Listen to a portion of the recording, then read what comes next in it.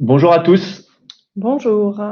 On est très heureux que vous soyez nombreux à vous être connectés pour ce webinaire sur les entretiens professionnels co-organisé par SkillUp et Revue Fiduciaire.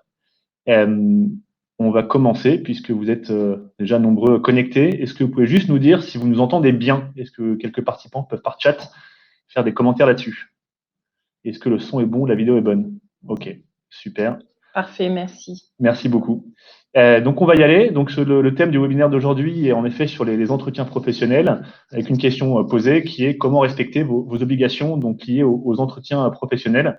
Donc, on va vous livrer un contenu détaillé et plutôt technique sur les EP, puisqu'on se rapproche d'une échéance importante qui est celle du bilan à 6 ans, qui va arriver en mars 2020 de cette année. Alors, juste avant de rentrer dans le vif du sujet, on va simplement commencer par se présenter et puis je vais laisser Céline le faire. Bonjour à toutes et tous. Donc, je me présente, Céline Thomas. Alors, moi, je suis juriste en droit du travail et j'ai exercé différentes fonctions dans le domaine des ressources humaines, puisque pendant près de 20 ans, j'étais responsable des relations sociales et des RH. Et aujourd'hui, donc, je participe et j'anime des formations au sein de la Revue Fiduciaire dans les thématiques en droit du travail et en ressources humaines en général. Alors, juste une précision sur la manière dont ça va se passer. On va vous présenter pendant une trentaine de minutes les modalités et l'organisation de l'entretien professionnel. Et ce qu'on vous propose, c'est qu'au fur et à mesure, vous puissiez bien sûr poser vos questions et on les abordera en fin de présentation. Donc, je laisse se présenter Nicolas. Voilà, donc pour ma part, donc Nicolas Mutchler, donc je suis l'un des cofondateurs de la société SkillUp, qui a maintenant 4 ans d'existence.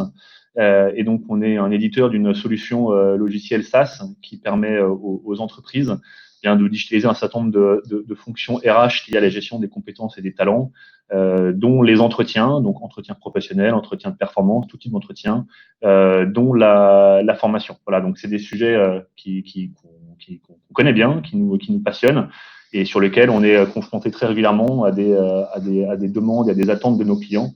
Voilà, en particulier sur la thématique de l'entretien pro, qui est un sujet d'actualité important. Voilà, peut-être quelques mots avant qu'on se lance sur Revue Fiduciaire. Bien sûr, donc la Revue Fiduciaire, vous connaissez bien sûr les éditions de la Revue Fiduciaire, mais c'est avant tout aussi un département formation qui travaille principalement sur 6 domaines d'expertise, à savoir le fiscal, le social, la paye, la gestion du patrimoine, la vie des affaires et bien sûr la comptabilité. Donc ce département en formation traite différents sujets sous différents formats, de journées d'actualité sociale au stage intra, et vous pouvez retrouver ça bien sûr sur le site internet, mais également sur le catalogue 2020, qui est un catalogue qui a été totalement refondu dans le cadre de la réforme de la formation professionnelle.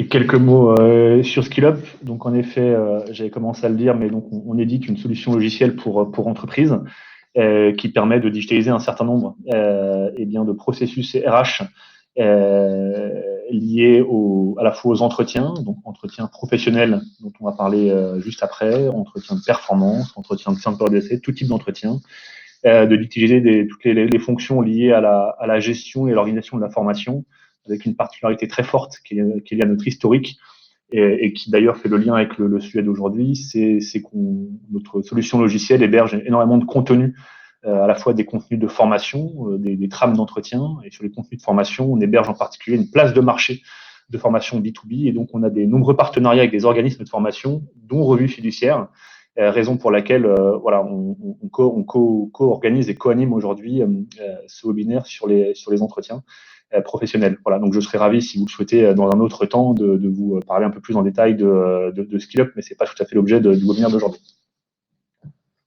Alors, de quoi on va parler aujourd'hui? Donc, on va avoir en effet livré un contenu précis et technique sur les entretiens professionnels. Alors, il y a une question qui est posée, c'est lorsque vous parlez d'entretien professionnel, est-ce que vous parlez d'entretien de recrutement? On parle bien uniquement d'entretien professionnel, qui ont été institués par la loi sur la formation professionnelle de 2014, et qui ont été amendées, complétées par la loi Avenir professionnel de 2018. Donc, on parle bien de cet entretien-là et on va en effet évoquer différents sujets sur à quoi il sert, quels sont les objectifs, qui doit les mener, que doit-il contenir, est-ce qu'il y a un formalisme particulier à respecter autour de ces entretiens professionnels, quelles sont les nouveautés qui ont été introduites par la réforme de 2018 et les ordonnances coquilles dont on parlera tout à l'heure, est-ce qu'il y a des sanctions, notamment dans le cadre du bilan à 6 ans, dont on parlera également pour les entreprises qui n'auraient pas respecté leurs obligations en fonction de leur taille. Et est-ce qu'on a des conseils, des recommandations à vous livrer sur à la fois des process pour vous mettre au carré par rapport à vos obligations RH en la matière et faire de cet entretien professionnel un matériel, une ressource RH au service de vos politiques RH d'entreprise. Et puis enfin, quelques mots sur pourquoi et comment digitaliser ce processus-là dans vos entreprises. Alors, il y a un certain nombre de questions qui sont posées. Je crois qu'on va les adresser au fur et à mesure. Oui. Par ailleurs, les questions sont notées. On va faire de la modération et on en fera une sélection. On y répondra de toute façon à la fin du webinaire. Donc, vous aurez sûrement certaines réponses à vos questions au travers de notre explication, de nos échanges, mais en tout état de cause, les questions qui n'auront pas été abordées seront traitées à la fin. Et le support, en effet, sera transmis à la suite du webinaire. Vous aurez le replay plus le contenu du webinaire, de la présentation. Bien. Donc effectivement, quels sont les objectifs de l'entretien professionnel? Alors, il faut rappeler que cet entretien professionnel, il a été conçu par les partenaires sociaux, par les organisations syndicales patronales et de salariés dans le cadre d'un accord national interprofessionnel de 2013. Puis ensuite, donc c'est cet accord qui a été intégré à la loi de mars 2014, laquelle depuis, comme le disait Nicolas, a été réaménagée par la loi Avenir professionnel de septembre 2018 et par l'ordonnance du 21 août 2019. Alors, en quoi ça consiste cet entretien professionnel? Eh bien, c'est un moment d'échange. L'objectif de cet entretien, c'est de discuter, c'est d'échanger, et notamment pour évoquer le projet professionnel du salarié, ses souhaits de mobilité, ses besoins de formation. Très clairement, ses perspectives d'évolution professionnelle. Donc, c'est un outil indispensable en matière de gestion des ressources humaines. L'objectif de cet entretien, c'est bien sûr d'harmoniser les besoins individuels des collaborateurs et ceux de l'organisation. C'est de faire se matcher l'intérêt de l'entreprise et l'intérêt des salariés qui la composent. Et en plus de cela, c'est aussi donc de discuter des perspectives du salarié qui permettront de faire évoluer en fonction la politique de formation, le plan de développement des compétences et la gestion des emplois et des parcours professionnels de l'entreprise. Ce qu'il est important de noter, c'est que cet entretien n'est surtout pas un entretien d'évaluation. Ça n'est absolument pas le lieu. Donc, à distinguer dans votre terminologie de l'entretien annuel d'évaluation qui, lui, sert à évaluer les résultats du salarié en fonction des objectifs qui lui avaient été fixés et les compétences mises en œuvre dans le cadre de son poste. Pour autant, l'entretien peut se tenir dans le même temps. C'est ce qu'on observe dans la pratique dans pas mal de sociétés. Exact. Il faut en distinguer les contenus et les rapports. Exactement. On y reviendra d'ailleurs sur ce point, mais il est vrai que pour éviter d'avoir différents entretiens et de solliciter un peu trop les managers, car on peut faire le reproche opérationnel de la chronophagie de ces entretiens, donc pour ces raisons-là, ces entretiens sont souvent organisés de pair. On y reviendra.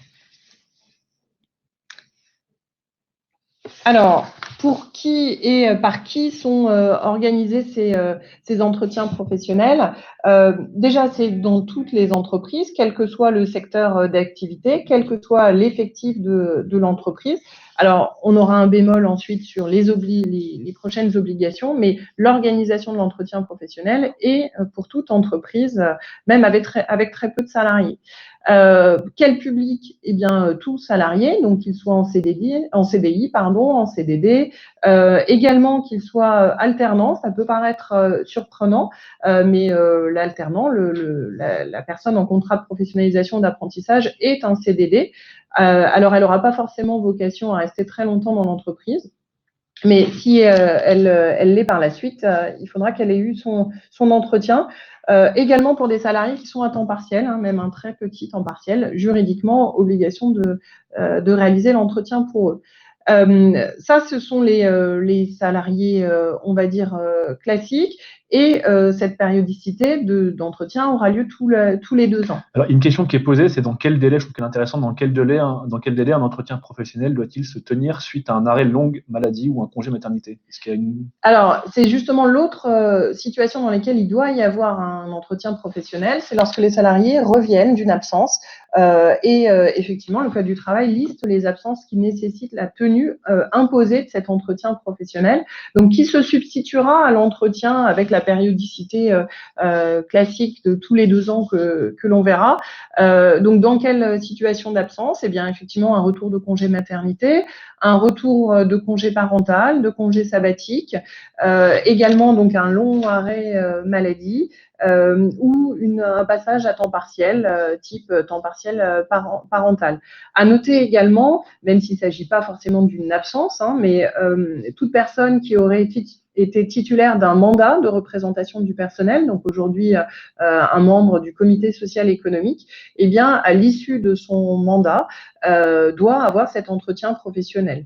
Donc j'en profite puisque nous sommes depuis le 1er janvier 2020 passés pour toutes les entreprises au CSE. Eh bien, tous les anciens salariés titulaires d'un mandat doivent effectivement avoir cet entretien professionnel. Alors, qui réalise cet entretien? Mais il n'y a pas de règle en la matière. Le plus souvent, les managers opérationnels qui réalisent les entretiens. Mais ils peuvent être bien sûr accompagnés des services RH, ou ça peut être exclusivement les services RH qui sont tout à fait légitimes à assurer ces entretiens dans la mesure où ils ont une vision globale de l'évolution des métiers, des besoins de l'entreprise. Cela variera en fonction du nombre de salariés dans le périmètre. Alors, petite question, c'est est-ce que le salarié peut choisir, qui est posée, est-ce que le salarié peut choisir de faire son EP avec son manager opérationnel ou son RH, ou est-ce que c'est imposé, dicté par l'entreprise? Alors, c'est plutôt une procédure et un process qui est organisé directement par l'entreprise. L'enjeu étant de discuter s'il y a une animosité, une vraie difficulté relationnelle. Il est vrai que j'imagine que le bon sens de l'entreprise sera d'adapter l'interlocuteur, mais ça peut se traiter au cas par cas dans les entreprises. Et donc, autre question qui est contextuelle sur le retour, suite à un retour d'un congé, est-ce qu'il y a un délai pour tenir les entretiens, ou est-ce que ça, c'est à nouveau à l'appréciation de l'entreprise? Alors, il n'y a pas de délai, mais effectivement, c'est une obligation de bonne foi. Donc, c'est à l'issue, les textes parlent de à l'issue des retours, voilà, dans les semaines qui suivent le retour. Et une précision supplémentaire, donc ces entretiens ont bien sûr lieu sur le lieu de travail et pendant le temps de travail. Donc, ils sont évidemment rémunérés. Bien sûr. Alors, quand est-ce qu'il doit avoir lieu l'entretien? Eh bien, il doit avoir lieu donc, tous les 2 ans. Donc, ça, c'est en effet institué par la réforme de 2014. Et cette périodicité, en effet, peut être adaptée, allongée par accord d'entreprise. Donc là, arrivé en mars 2020, les salariés qui étaient présents dans l'entreprise en mars 2014, donc qui ont 6 ans d'ancienneté, doivent passer un minimum de 3 entretiens. Enfin voilà, celui qui doit s'être tenu avant le 6 mars 2016 et un autre qui a dû se tenir avant le 6 mars 2018, et donc la prochaine échéance est le 6 mars 2020. Et vous devrez justifier pendant cet entretien bilan, donc qui est un EP particulier qui est rallongé, qui est le bilan à 6 ans, vous devrez justifier de la bonne tenue de ces entretiens. Voilà, donc les règles sont très claires. En revanche, pour les salariés qui n'étaient pas présents dans l'entreprise en 2014 et qui donc sont arrivés en cours de période, évidemment, cela s'apprécie par rapport à l'ancienneté. Donc, un salarié qui serait arrivé en 2019 fera son premier entretien à 2 ans en 2021 et voilà, sur des durées qui sont glissantes. Alors, en effet, par accord d'entreprise, cette périodicité de 2 ans peut être allongée. En revanche, cela n'exonère pas l'entreprise de tenir son bilan à 6 ans. Et dernière précision qui est mentionnée ici, mais qui avait déjà été évoquée, c'est que dans la plupart des entreprises, quand même, ce qu'on observe, nous, c'est que les EP peuvent être tenus concomitamment avec les entretiens de performance de fin d'année. souvent pour des soucis d'organisation pratique et logistique et pour pas multiplier le nombre de campagnes RH menées dans l'année. Toutefois, ça doit porter sur deux natures de discussions qui sont différentes. D'un côté, on parle d'évaluation et l'autre, c'est vraiment une discussion sur un projet professionnel. Et il donne lieu également à deux comptes rendus. Donc, on peut pas tenir ces deux entretiens dans le même support et remettre le même support aux collaborateurs. C'est bien deux échanges qui doivent être différents. Et on pourra parler tout à l'heure des mérites et des inconvénients de les tenir ensemble ou de distinguer ces deux entretiens-là. Exactement. Donc, il s'agit bien de deux supports distincts. Une petite question pour Céline, peut-être sur le rallongement de la périodicité par accord d'entreprise, est-ce que c'est encadré ou est-ce que les entreprises ont toute latitude pour définir un entretien tous les 4 ans ou est-ce qu'il y a des règles en la matière? Alors, une possibilité, effectivement, est de pouvoir aménager l'organisation de l'entretien professionnel dans le cadre d'un accord collectif, donc accord signé par les délégués syndicaux dans l'entreprise. Ce qu'il est possible de faire par le biais de cet accord d'entreprise, c'est de revoir ce que donc disait Nicolas, la périodicité, à savoir l'allonger ou la réduire. Donc, vous pouvez parfaitement organiser des entretiens professionnels tous les ans, mais également faire le choix de les organiser que tous les 3 ans. Pour autant, ce qu'il n'est pas possible de faire, c'est de rallonger cette durée de 6 ans. Le bilan devra bien être réalisé au bout de 6 ans. Ce qu'il y a, c'est qu'il n'y aura pas eu forcément le même nombre d'entretiens en fonction de la périodicité qui aura été fixée par l'accord d'entreprise. Autre question qui est intéressante, on parlait tout à l'heure des sanctions, mais une question posée sur est-ce que l'entreprise peut être sanctionnée si le collaborateur a bien eu ses 3 entretiens dans la période des 6 ans, mais que la périodicité des 2 ans n'a pas été respectée. Donc, avec un EP en 2016, un autre en 2019 et puis le bilan en 2020. Donc, avec un décalage sur le P 2019 qui aurait dû être tenu en 2018. Alors, effectivement, les textes parlent d'entretiens biennaux, bisannuels, donc un entretien tous les 2 ans. Donc, à la lecture stricte de la loi, on se dit que si l'entretien n'a pas eu lieu tous les 2 ans et à défaut d'accord ayant fixé une périodicité autre, on n'a pas respecté la règle. Pour autant, et on y reviendra en cas de sanctions, les sanctions, ce sont les inspections du travail, en tout cas, qui font les contrôles. Et il faudra surtout démontrer la bonne foi de l'employeur. Donc, être en capacité d'expliquer les raisons d'entreprise, les raisons organisationnelles qui ont éventuellement empêché la bonne tenue de l'entretien en 2018. Alors, à savoir que lorsque c'est le salarié qui refuse l'entretien professionnel ou qui est dans l'incapacité de se rendre à l'entretien professionnel, à partir du moment où il a été organisé par l'employeur aura bien respecté son obligation. Ok. Autre question qui est intéressante, c'est en cas de retour d'un congé maternité ou tout type de congé, est-ce que ça décale les périodes? Donc oui, on vient bien soustraire les périodes d'absence dans le calcul des temporalités entre les entretiens. Oui, le démarrage démarre effectivement en fonction de l'ancienneté du salarié, date d'entrée dans l'entreprise. Pour autant, ensuite, lorsqu'il y a des événements qui affectent la vie du salarié, congé maternité, congé parental, et donc des entretiens à l'issue de ces congés-là, ensuite la période de 2 ans ou la période fixée par accord redémarrera sur la base de ce nouveau calendrier. Alors, je pense qu'on reviendra, il y a un ensemble de questions sur la périodicité, on y reviendra peut-être à la fin, on va essayer de les noter au fur et à mesure et puis on y répondra. Voilà, notamment sur le refus du salarié d'avoir un entretien professionnel. Alors, que doit contenir l'entretien? Alors, on reviendra dans la page juste après, Céline en parlera sur est-ce qu'il y a une forme de formalisme et des choses qu'on doit impérativement retrouver dans les comptes rendus d'entretien. Ensuite, la teneur de l'échange, de la discussion qui a lieu entre collaborateur et son manager ou son RH n'est pas normée, n'est pas imposée. Ça va être en effet une discussion sur un projet, un parcours professionnel. Donc là, ce qu'on vous partage, c'est vraiment à titre d'exemple, puisque nous, en effet, comme je vous le disais, on édite une solution logicielle qui permet de mener ces entretiens, et donc on a un certain nombre de pratiques, de benchmarks, de questions et de contenus d'entretien qui s'organisent souvent autour de 3 grandes thématiques. Tout d'abord, en effet, un bilan sur la période écoulée, qui est à nouveau un bilan qui n'est pas une évaluation, dans lequel on peut en effet, l'idée étant de prendre du recul sur les 2 années passées, sur les activités du collaborateur, de discuter de ses réussites, de ses échecs, mais sans rentrer dans une notion de performance ou d'évaluation. C'est vraiment d'avoir une discussion autour de ça. Donc un bilan de la période écoulée.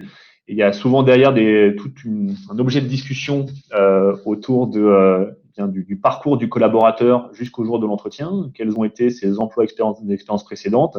Quel a été le fil rouge de son évolution? Discuter autour de ce qui motive, ce qui anime le collaborateur, quels sont ses intérêts et ses motivations pour le poste, quelles sont éventuellement ses sources de satisfaction et d'insatisfaction. L'idée, c'est vraiment d'avoir une vision partagée sur à la fois un parcours et puis des aspirations.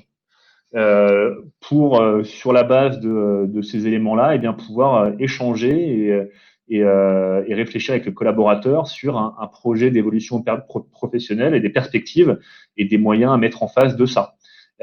Donc, quels sont les souhaits du collaborateur? Comment est-ce que ces souhaits peuvent ou non s'inscrire avec un projet d'entreprise? Est-ce que ces souhaits doivent s'accompagner d'une montée en compétences? Comment est-ce qu'on accompagne le collaborateur sur cette montée en compétences? Est-ce qu'il y a des actions à envisager de type formation, de type certification, de type coaching, de type tout autre type d'action? Voilà, donc là, l'idée, c'est sur la base de cette prise de recul sur un bilan passé et des aspirations de collaborateurs, rendre concret ce que peut être un parcours et des actions pour soutenir ce parcours-là. Voilà, donc ce que je vous livre là est assez théorique. Si vous le souhaitez, vous pouvez, nous, on met à disposition un certain nombre de ressources sur notre site avec des exemples de trames d'entretien professionnel qu'on observe dans différentes situations. Je ne sais pas si Céline, tu veux réagir sur ça. Est-ce que ton expérience en la matière est différente ou est-ce que tu veux enrichir ce que tu vois ici? Non, effectivement, c'est les principaux domaines qui sont repris avec assez naturellement ces 3 temps au cours et qui sont vraiment un fil rouge au cours de l'entretien. Alors, on observe quand même pas mal le contexte dans lequel l'entretien professionnel, on aura l'occasion d'y revenir un peu plus tard, est plutôt un exercice subi et comme un exercice imposé. Nous, la conviction qu'on a, je pense, qui est partagée, c'est qu'on peut en faire un outil clé de politique RH, de politique de GEPP, enfin anciennement GPEC. L'idée étant en effet de voir dans quelle mesure des aspirations et des compétences d'un collaborateur peuvent s'inscrire dans un projet d'entreprise et comment est-ce que du coup on a une projection et une discussion intéressante sur les compétences à venir et nécessaires pour l'entreprise. Donc ça peut vraiment être un outil très riche au bénéfice de la GPEC et pour ça il faut vraiment donner toute l'importance à ces entretiens professionnels au sein de l'entreprise et selon nous, il y a encore un petit peu de travail à faire en la matière pour que ce soit pas un exercice subi, mais un exercice vertueux et positif pour le collaborateur et l'entreprise. On pourra y revenir. Alors, c'est un temps qui est effectivement très attendu par le salarié, peut-être un peu moins par le manager, mais qui pour autant doit être bien préparé. Donc, c'est pour ça que ces supports doivent généralement, c'est pas une obligation, mais c'est vraiment un conseil, être transmis en amont aux salariés pour que et salariés et collaborateurs et managers puissent prendre le temps de réfléchir à froid, de poser leurs remarques et d'avoir un temps d'échange suffisamment long. Un entretien professionnel n'a pas vocation à durer moins d'1 heure. Alors, une question qui est posée, c'est pourquoi ne pas prévoir chaque année un temps pour cette EP? Certaines entreprises le font chaque année. Oui. Rien ne l'empêche et ça, c'est au contraire des entreprises qui ont perçu toute la potentialité de cet entretien-là à leur bénéfice également. Effectivement, et souvent ces entreprises ont calé cette périodicité sur le rythme des entretiens annuels d'évaluation, des entretiens annuels d'appréciation, qui eux ont plutôt une logique annuelle. Alors. Bien.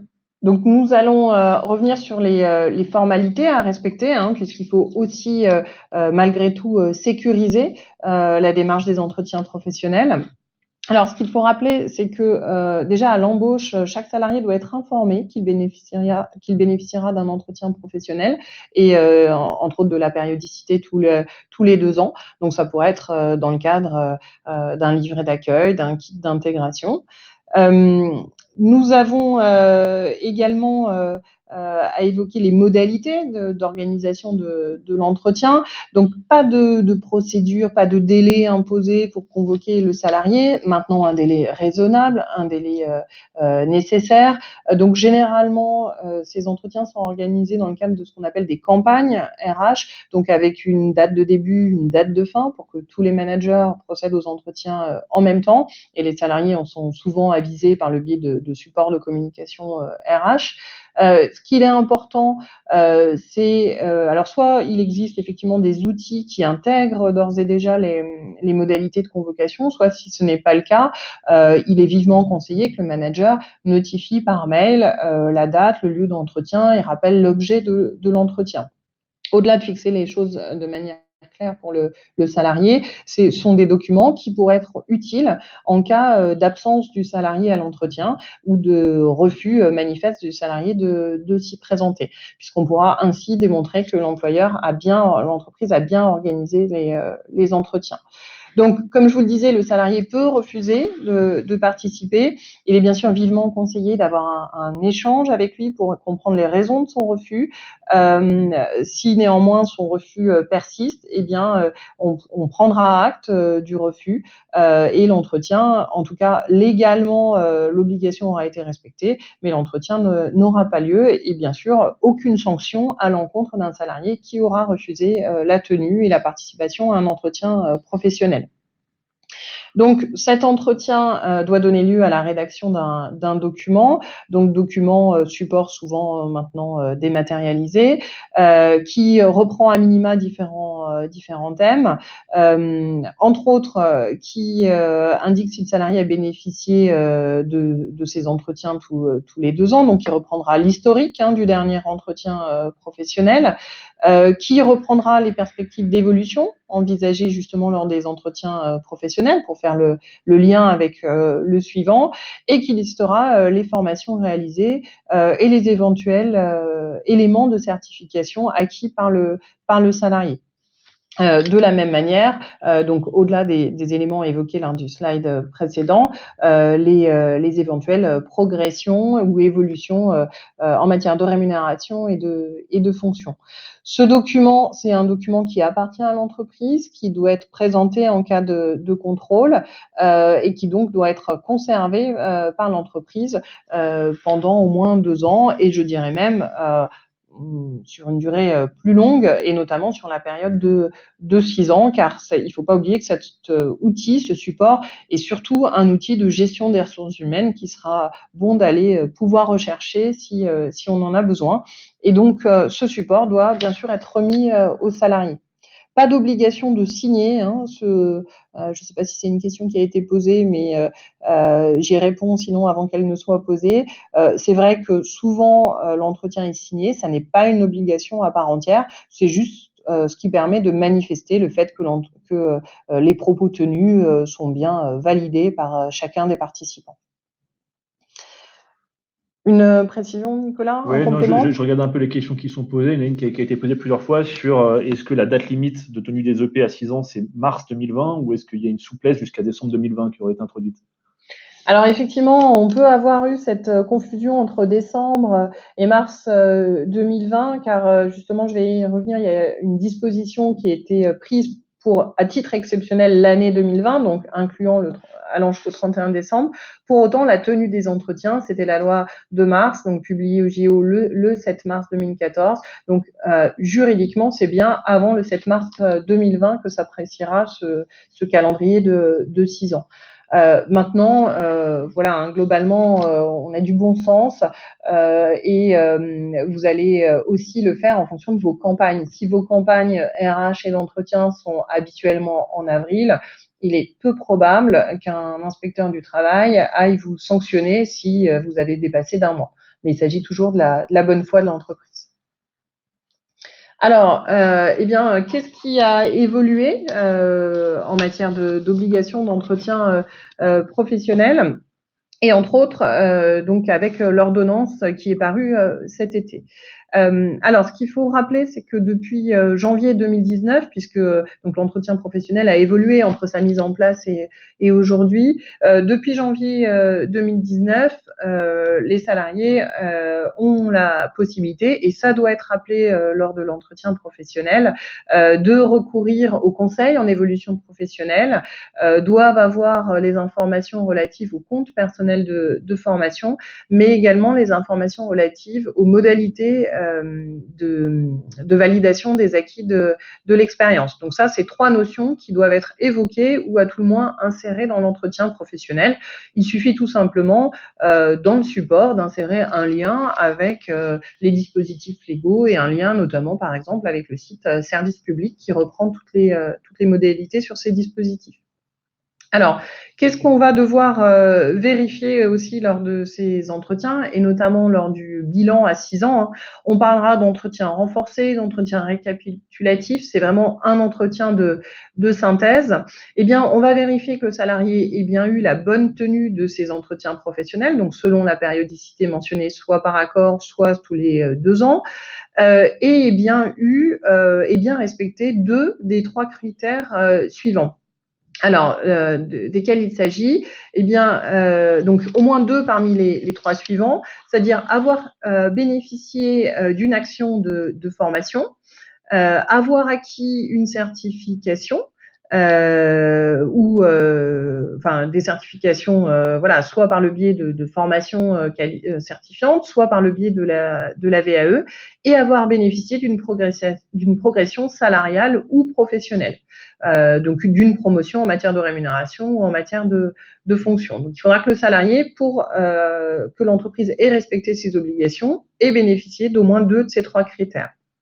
Pour autant, et ça c'est exceptionnel pour l'année 2020, c'est-à-dire que on a un dispositif qui est transitoire. Donc ça, c'était des critères qui avaient été initialement posés par la loi de mars 2014, qui dureront pour 2020. Pour autant, on a aussi un autre dispositif à respecter, et donc cette année, on a le choix entre les 2, mais ensuite, cela sera que celui que je vais vous expliquer maintenant, c'est que tous les 6 ans, il faudra que le salarié ait bénéficié, donc bien sûr de la tenue de ses entretiens et d'avoir suivi au moins une formation, mais cette fois-ci non obligatoire. Donc on entend par formation non obligatoire, formation qui n'est pas imposée par la tenue d'un métier type CACES, par exemple, pour les manutentionnaires, ou des habilitations rendues nécessaires par certaines professions. Donc c'est cette ordonnance que je vous évoquais d'août 2019 qui a assoupli ce bilan 2020 pour permettre justement aux employeurs d'être à jour lors de cette première étape bilan, et qui permet de choisir entre ces 2 dispositifs. Donc soit les entretiens et au moins une formation non obligatoire, soit les entretiens et 2 parmi les 3 critères évoqués. Alors, on va peut-être prendre quelques questions là sur le sujet. Donc, un e-learning de 30 minutes est-il considéré comme une formation? Alors, il y a une définition de ce qu'est une action de formation. Une définition qui a évolué très récemment d'ailleurs, qui s'est élargie. Oui, et effectivement, hein, une action de formation n'est pas forcément une action en présentiel, et il n'y a pas de durée minimale à l'action de formation. Donc, on peut laisser penser qu'un e-learning de 30 minutes peut être une action de formation. Sur les progressions salariales, les augmentations collectives sont-elles comprises? Oui, effectivement, très bonne question. Les augmentations collectives, donc dites augmentations générales, hein, très souvent négociées lors de la négociation annuelle obligatoire, sont considérées comme une progression salariale. Alors, sachant que bien sûr, hein, la logique veut qu'elles ne soient pas dérisoires. Pour autant, si les augmentations collectives visent uniquement à rattraper par exemple l'évolution du SMIC, ça ne pourra pas être une progression salariale. Mais on englobe autant les augmentations individuelles que les augmentations collectives. Et peut-être autre question, est-ce que le bilan à 6 ans est un support spécifique et donne lieu à un rapport spécifique par rapport aux EP à 2 ans? Oui, bien sûr, puisque il va devoir mentionner des éléments supplémentaires, à savoir justement le listing de ces critères-là. Donc finalement, ça va être un encart supplémentaire que vous allez rajouter dans votre trame habituelle d'entretien professionnel, qui reprendra l'historique de cette période de 6 ans pour le salarié. Et en fait, peut-être une dernière question donc, qui est posée, c'est est-ce que ça veut dire que pour les EP bilan à 6 ans, on devra appliquer 2 des 3 critères et non plus juste la tenue des OP et au moins une formation non obligatoire? Là, je crois que l'ordonnance coquille, justement, donne la possibilité de choisir entre les 2. C'est-à-dire, soit en effet, c'est la loi de 2014 qui s'applique et on justifie de la tenue des EP et de 2 des 3 critères, soit on peut appliquer la loi 2018 avenir professionnel et valider que les EP ont été tenus et que le collaborateur a choisi au moins une formation non obligatoire. Ça, c'est vrai pour 2020. À compter de 2021, on sera sur le plein effet de la loi 2018. Exactement. Et il faudra justifier dans les prochains bilans de la tenue des EP et d'au moins une formation non obligatoire. On ne pourra plus justifier des critères issus de la loi formation professionnelle de 2014. C'est une tolérance qui est vraiment transitoire pour l'année 2020. Peut-être une dernière question et puis on passe à la suite. Est-ce qu'une formation devenir membre du CSE pour un représentant du personnel est considérée comme obligatoire? Alors, il s'agit des formations obligatoires, hein, les formations de prise de mandat, et qui sont d'ailleurs dans le plan de formation. Donc, effectivement, c'est une formation. Là, on ne parle pas du congé de formation économique, sociale et syndicale, donc, mais bien d'une action de formation. À partir du moment où l'action de formation est bien tenue pendant le temps de travail. C'est-à-dire qu'une action de formation, même financée dans le cadre par le CPF du salarié, dans la mesure où elle est permise sur le temps de travail, ce sera bien une action de formation. Ok, alors quelques mots peut-être sur les sanctions. Oui, puisqu'effectivement, ce qui nous amène à évoquer ce sujet, c'est entre autres, comme l'avait dit au tout début Nicolas, cette échéance de mars 2020. Alors, quelles sanctions? Eh bien, elles vont être variables selon l'effectif de vos entreprises. Je vous ai dit en tout début que la tenue des entretiens professionnels était obligatoire, quel que soit l'effectif, donc même pour les entreprises de moins de 50 salariés. Pour autant, eh bien, il n'y a pas de sanction à l'échéance de 6 ans pour les entreprises dont l'effectif est inférieur à 50 salariés. Pour les autres, en quoi elle consiste cette sanction? Eh bien, si donc les critères n'ont pas été respectés, la périodicité des entretiens n'a pas été respectée, l'entreprise devra abonder le compte personnel de formation du salarié à hauteur maximale de 3 000 €. Donc, par salarié concerné qui n'aurait pas rempli, enfin, du fait de l'entreprise, les obligations. Donc, voilà, on parle de sanctions. Pour autant, bien sûr, c'est quelque chose qui sera à l'avantage du salarié de voir son CPF abondé. Alors, sous quelle modalité cela va avoir lieu? Eh bien, donc c'est à l'entreprise de faire le bilan à mars 2020 du bon respect de ses obligations, exactement.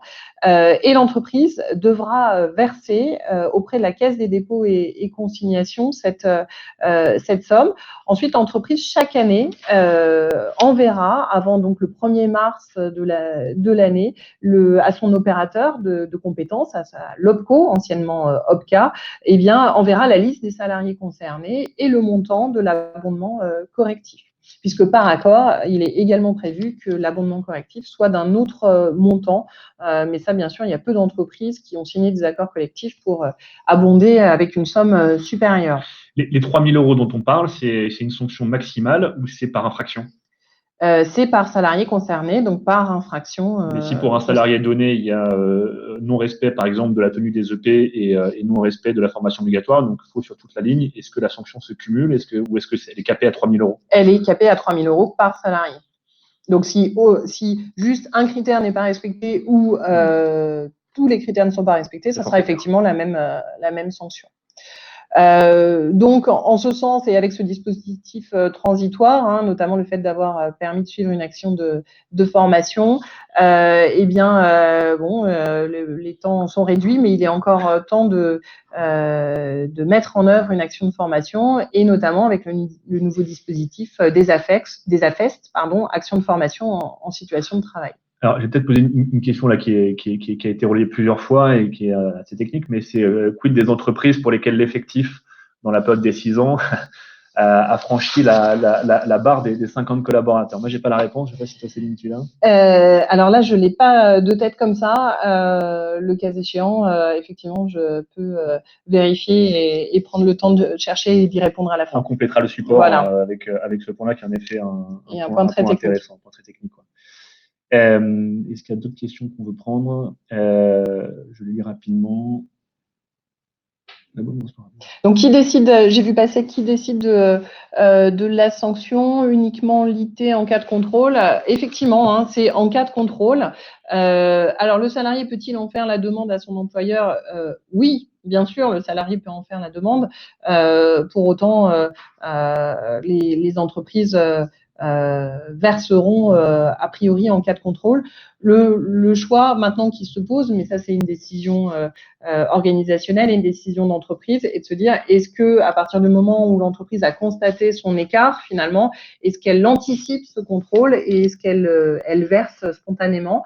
Eh bien, là, les pratiques peuvent être variables. Certaines entreprises font le choix uniquement de provisionner les sommes, d'autres de verser, et d'autres d'attendre le contrôle. Et là, on est vraiment dans un dispositif tout nouveau, hein, puisque c'est la première période de 6 ans. Donc, on a encore une zone d'incertitude assez forte sur les risques que ça engendre. J'imagine pareil sur les contentieux. Aujourd'hui, on n'a pas de jurisprudence sur ce que serait un contentieux pour les entreprises de moins de 50 collaborateurs. Et je crois qu'on n'est même pas encore très très clair sur la façon dont ces contrôles vont être menés et sur leur fréquence et sur ce qui sera mis en œuvre par l'inspection du travail en la matière. Oui, effectivement, hein, c'est quelque chose qui est tout nouveau.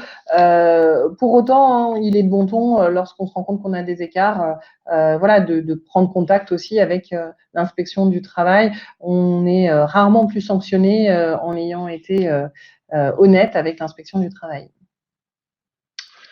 Ok. Je vais passer à la page d'après. On la voit? Je ne vois pas la page d'après, moi. Alors, la question, c'est voilà, quel process mettre en place pour conclure un peu sur pour respecter ses obligations et se professionnaliser. Donc, en effet, ça avait déjà été évoqué, mais une recommandation qu'on fait, c'est de communiquer assez largement auprès des collaborateurs sur cet entretien professionnel, qui est quelque chose de relativement nouveau quand même, puisque ça n'a que 6 ans. Et les collaborateurs souvent sont pas ou très mal informés du sujet. Les managers eux-mêmes ne le sont pas souvent suffisamment, et ce qui fait que cet entretien parfois, eh bien, est en effet vécu comme une obligation et pas comme un exercice RH, une campagne RH vertueuse. Donc voilà, notre recommandation, c'est de communiquer assez largement sur ce sujet-là. Ça peut être dans le cadre de kits de communication à l'embauche, dans des contenus d'onboarding, ça peut être au fil de l'eau, mais d'en faire un vrai temps fort RH de l'année. Pourquoi ça? Parce qu'en effet, nous, la conviction qu'on a, c'est que cet entretien professionnel peut en effet être un outil extrêmement intéressant au titre de la GEPP, en ce sens qu'il permet de faire des analyses sur la façon dont les aspirations individuelles des collaborateurs, sur les besoins de monter en compétences, les actions à mettre en place pour les collaborateurs matchent avec les besoins anticipés et à venir de l'entreprise. Et ça peut d'ailleurs se traduire par des plans de mobilité interne, des plans de formation et de montée en compétences, des plans de recrutement parce qu'on identifie qu'à quelques années, on aura des trous assez conséquents de compétences sur tel et tel sujet. Donc, en effet, c'est un outil extrêmement concret, extrêmement utile au bénéfice de la construction d'une GEPP et d'une vision très claire sur l'avenir un peu RH et compétences de son entreprise. L'autre chose qui nous semble clé pour ne pas se retrouver le bec dans l'eau et se dire au bout des 6 ans que les obligations n'ont pas été respectées, c'est en effet de se profiliser sur la tenue et le suivi des campagnes. Donc c'est en effet très, très basiquement de tenir à jour un calendrier. Ça peut être complexe lorsque les effectifs sont conséquents. En effet, les collaborateurs arrivent en cours de période, certains partent en congé maternité, en congé maladie, tout type de congé. Et donc, en effet, il faut être extrêmement rigoureux dans la tenue à jour de ce calendrier-là, puisque tous les collaborateurs vont pas forcément être soumis au même rythme d'entretien professionnel. Et ça devient complexe, en effet, lorsque ces EP sont organisés dans le cadre de campagne. Il faut tenir compte de ces situations particulières. C'est une des raisons pour laquelle de plus en plus d'entreprises décident de digitaliser la conduite d'entretien professionnel. Ça leur permet en effet d'automatiser cette partie-là, d'avoir un certain nombre d'alertes sur des collaborateurs pour lesquels on serait à risque, pour lesquels les obligations n'auraient pas été fournies, et puis de tenir automatiquement à jour ce calendrier en fonction de date d'embauche, d'arrêt maladie, de congé maternité. Voilà, les outils aujourd'hui le permettent. Alors, autre question assez importante, c'est est-ce qu'il faut prévoir chaque année cette campagne alors, il faut la prévoir on peut la prévoir chaque année, mais est-ce qu'elle doit être tenue concomitamment avec les entretiens de performance? très concrètement, la pratique majoritaire que nous on observe, je ne sais pas si Céline tu auras le même retour, mais c'est que ça se fait ensemble et très souvent pour des raisons qui sont vraiment logistiques, pour pas multiplier les campagnes RH au cours de l'année et puis pas multiplier les contraintes dans les agendas des collaborateurs et des managers. Donc on comprend cet argument logistique-là. Pour autant, il y a une vertu importante à les dissocier, c'est aussi pour revaloriser ce temps de discussion de l'entretien professionnel et pour le décorréler d'une discussion sur la performance. Lorsque la discussion sur la performance elle est jusqu'avant, elle vient souvent quand même polluer la nature de l'échange qu'on peut avoir sur un parcours professionnel. Et donc les deux entretiens et surtout l'entretien professionnel souvent en pâtit. Donc voilà, de plus en plus de sociétés quand même font le choix de déconnecter un maximum ces deux entretiens-là. Alors, il est vrai que si les deux entretiens sont tenus concomitamment, il peut être préférable de démarrer par l'entretien professionnel et ensuite de tenir en faisant une pause de 5 minutes, hein, mais de rester voilà dans la même lancée et ensuite de tenir l'entretien d'évaluation. Car effectivement, les entretiens d'évaluation peuvent être des entretiens où on est en désaccord sur l'atteinte d'objectifs, où il peut y avoir des demandes d'évolution de rémunération, voilà, qui ont donné lieu à des échanges quelquefois un peu vifs. Et ça serait dommage de faire pâtir de l'entretien professionnel cette mésentente qui pourrait être intervenue lors de l'entretien annuel d'évaluation. Qui est également un outil d'ailleurs de fidélisation des collaborateurs. Hein. Lorsqu'en effet ce temps d'échange il est valorisé à sa juste mesure, lorsqu'il est marketé proprement au sein des entreprises, c'est quelque chose que nous on observe qui est extrêmement valorisé par les collaborateurs puisqu'on prend le temps d'échanger non pas sur une performance mais sur eux, sur leur parcours, sur leurs aspirations, sur leurs besoins. Donc voilà, je pense que c'est important de préserver ce temps d'échange-là. Effectivement, enfin le salarié se rend compte que voilà, l'entreprise ne raisonne pas à l'instant T, mais l'intègre vraiment dans sa stratégie d'entreprise. Donc on parle effectivement de perspectives d'évolution, d'appétence, de souhait de mobilité. Donc c'est une dimension globale qui est envisagée. Peut-être juste quelques mots sur pourquoi est-ce que de plus en plus d'entreprises digitalisent leurs entretiens professionnels.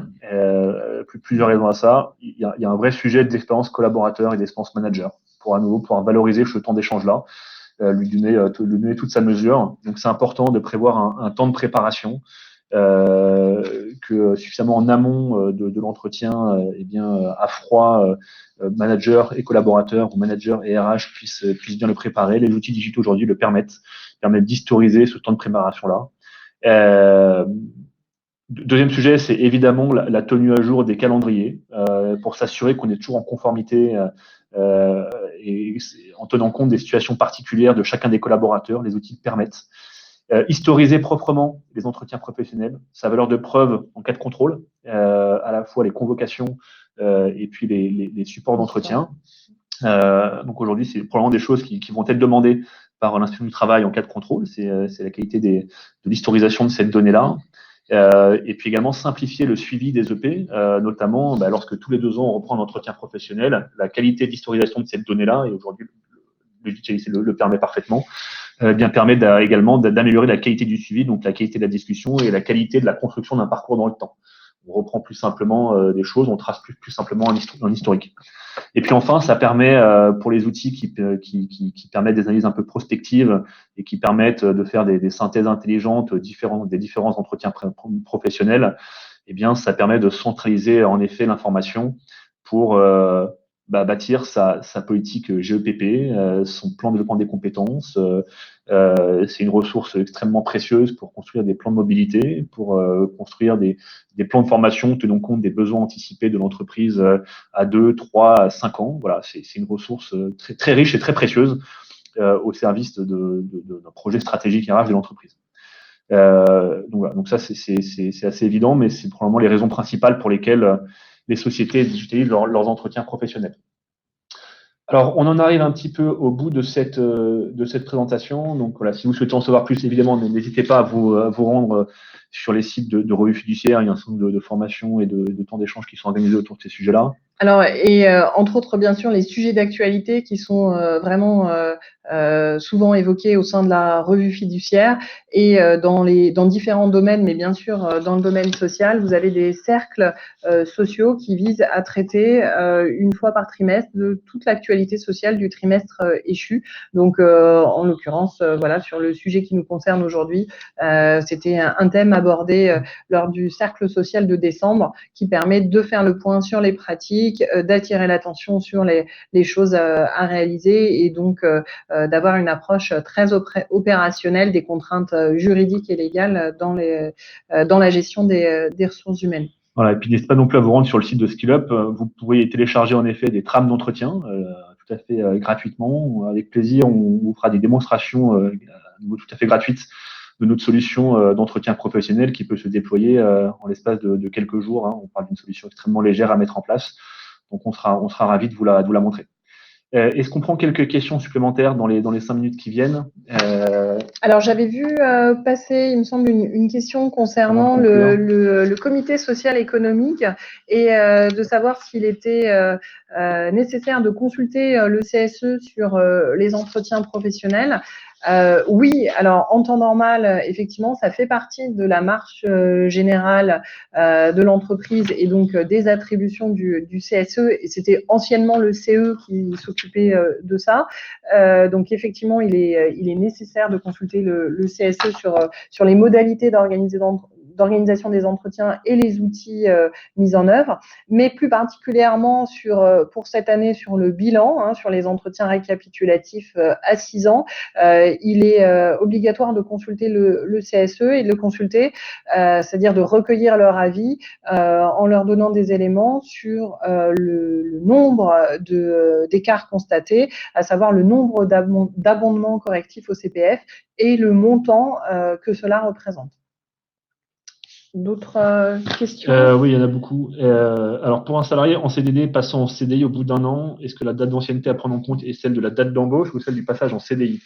Alors, en matière de reprise d'ancienneté, lorsqu'un CDI fait suite à un CDD sans interruption, il y a une reprise d'ancienneté de l'intégralité de la période du CDD. Donc, ça sera bien sûr, dans ces cas-là, la date d'embauche initiale, à savoir la date de démarrage du CDD qui sera prise en compte. Alors, j'ai une question. Est-ce que le fait d'avoir un temps de préparation automatisé est suffisant pour prouver que l'entreprise a organisé le P ou faut-il impérativement garder une trace d'une convocation et une date d'entretien? À mon sens, il faut impérativement garder une trace d'une convocation et d'une date d'entretien. Le temps de préparation, prévoir un temps suffisamment long entre la convocation et la tenue de l'entretien permet bien plutôt d'avoir un échange d'entretien qui est riche, mais évidemment, il faut que vous conserviez et que vous soyez en mesure de justifier en cas de contrôle que les entretiens ont bien été proprement convoqués. Même s'il n'y a pas de formalisme particulier autour de la convocation, il faut que vous puissiez le justifier. Oui, c'est vraiment un temps d'échange qui est nécessaire. Donc, c'est bien la tenue de l'entretien qui doit être démontrée. Combien de temps pour mettre en place SkillUp? 2 jours.